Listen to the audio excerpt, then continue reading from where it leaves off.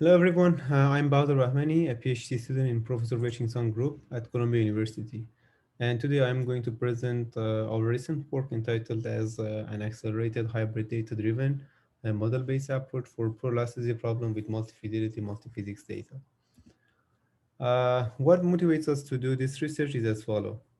As you may know, we have different fidelities of data and models for fluid phase and solid phase in poroelasticity application. As an example, you can see here in the space of porosity log permeability, the curve-fitted model cannot capture very well the data behavior. There is a considerable amount of difference between the model and the data, even in log scale. So imagine that in the regular scale, this difference magnified significantly. This means that we need to incorporate data directly into the simulation without the use of constitutive law assumption.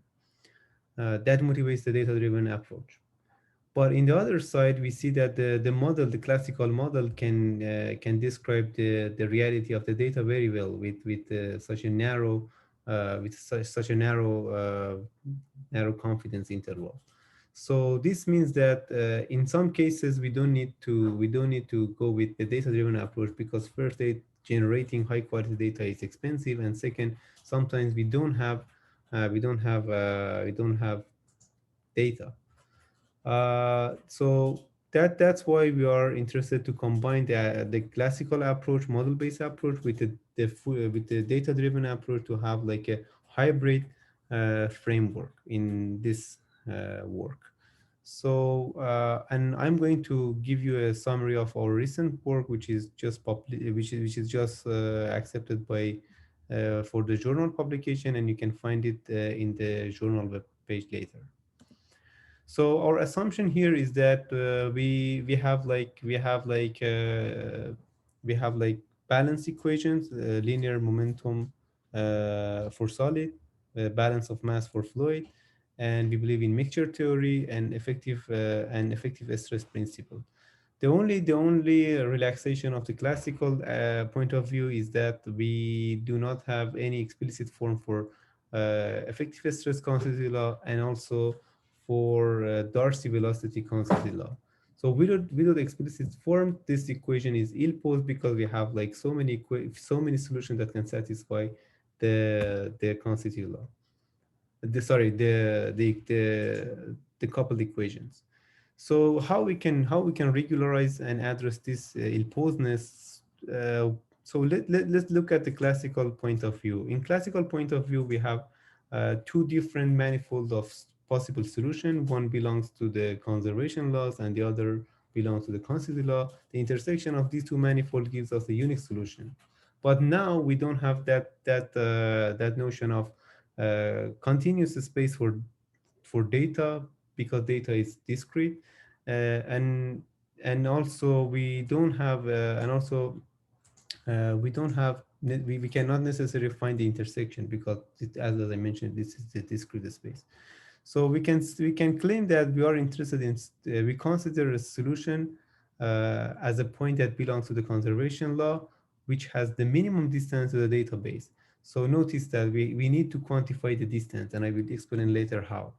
But before that, what I just mentioned to you can be described as a double minimization statement in here over the phase space of poroelasticity, which includes the strain, stress, gradient of pressure, and Darcy velocity. So as I mentioned, the notion of distance has a significant role in the accuracy and in the successfulness of the method. And here we introduce this metric to quantify the distance between two possible solutions in the phase space of poroelasticity.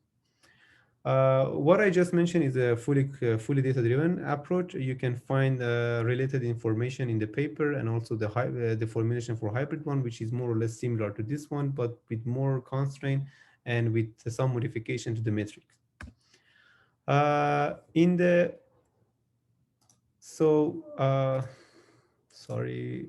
So what I just described to you as a double minimization is actually challenging to solve as optimization problem, because we have to satisfy two different sets of constraint. One is what one belongs to a continuous space, and the other one belongs to a discrete space, and that makes the overall optimization problem a combinatorial type, which is difficult to think how to directly solve it. So one way to simplify the way we are going to solve it is the fixed point method, which is known as alternating optimization method in terms of optimization language. So in this way, we instead of so we can just solve one minimization problem and then update for the other one, solve the other one, update the first one, and we iterate until we can satisfy both constraints with the level of accuracy we are interested in. But the problem is that the local one of these minimization, which is known as local minimization, is very expensive because it should find the minimum distance over many possible discrete points in the database. So in here we introduce a simple isometric projection that makes that not making it. I mean that creates a relationship between the energy metric and the L2 metric. In this way, we can use all those machinery developed for L2 for fast nearest neighbor search over L2 metric. So here you can see we use the KD3 data structure, which is optimized, which is one of the optimized approach for L2 metric. Basically KD3 organize the data in a clever way uh, that can later you can traverse the data very fast, because at each level you need to just follow one branch instead of just yeah, actually it makes the overall average query time of log n. And here you can see we show that and here we show that how efficient could be in real application. Here we solve a 3D Poisson boundary value problem with fully data driven approach. And when you have like considerable amount of data, it can reduce 6 hour simulation to 4 minutes, which is like two order of magnitude efficiency in computational cost. So here we verify our proposed formulation against analytical solution. This is a stress relaxation test, and as you can see, there is a good agreement between all the formulations and the exact one. We have like more verification exercises in the paper, and you can find it in, later. So in the last example, we are interested in a more realistic problem. Basically, we create artificial database based on 3D microcity image of real Barrow sandstone. We have like 84 of those RV. We solve it for a finite scale domain with FFT solver, and then we upscale permeability. Then we generate a database, and we can use that database for macro scale simulation based on the hybrid data driven framework. But before that, you see when we care fit the Kuzny-Karman to this database, it's not that good. We have like this amount of difference between the data and the Kuzny-Karman. Uh, so as I mentioned, this problem is about hybrid approach. So for the solid behavior, we have a pressure dependent hyperelastic model, which is just a classical model for solid phase. But as I mentioned, for the fluid, we use that database, which is generated based on the finite scale simulations. Moreover, we have this random initial porosity in the domain to make the problem more realistic and also challenging for the solver to see how good is it to find a solution. Uh, so this is the initial boundary value problem with this boundary condition, and it is like just compressive mode of loading. And at one quadrature point after the solution, we extract the information for porosity and permeability. And you can see it starts from here and it touches different points from the database until the end to here. And the green line is the Kuzny-Karman fitted model.